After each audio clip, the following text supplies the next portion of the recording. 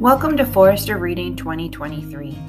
I wanted to take this opportunity to talk to teachers about some of their frequently asked questions. What is the Forrester Reading? Well, it's a national literacy initiative that promotes a love of reading. It's a reading party, and it culminates in the spring, either at school or downtown for the older students. What can you tell me about the books? Well, they're chosen by a large community of Canadian librarians who curate engaging and culturally relevant book lists for children K-12. This is a great list for you to do book talks, or myself to do book talks about, not just this year, but even previous years. They're great book choices. They're fiction and nonfiction book lists grouped by age. All of the books can be found in the library or online in Sora or at the public library. Many of them can be found as read-alouds or audiobooks in the Sora library. All books have tie-in activities for teachers with themes ranging from cooking, STEAM, nature conservation, abilities, and more. This is your culturally responsive pedagogy books, a great pick list. Book talks are found on the Staff LLC linked in D2L. So they're presentations that you can play for your class and that I will be playing for your class and that you can refer to. At Terry Fox, do all students participate? We read aloud the books in kindergarten to grade 2 as a class and have a big reading party in the spring in the library. They vote too.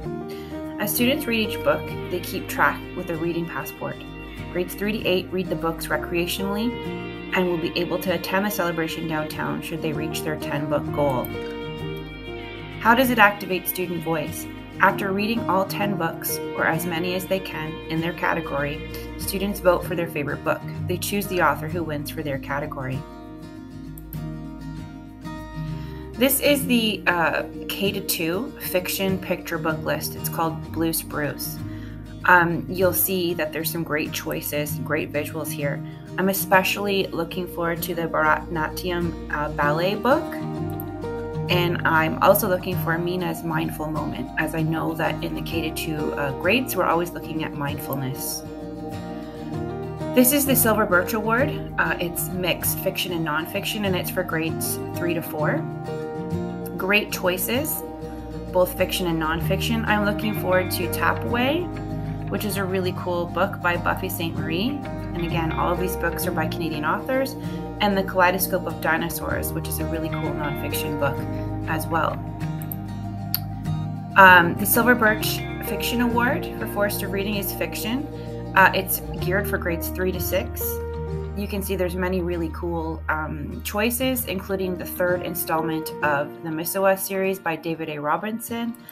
This one includes 3 graphic novels, which is super cool. Stealing Home, Living with Viola, and Swim Team.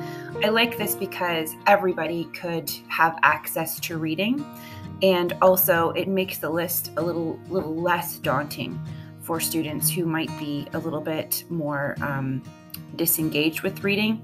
They really like to be a part of it, even if they don't reach their 10-book goal. This is the Yellow Cedar Award.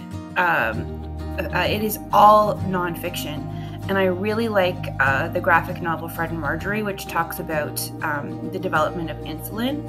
But as you can see, these titles range from cooking to abilities with amazing athletes, The Witness Blanket, which has an Indigenous theme to it.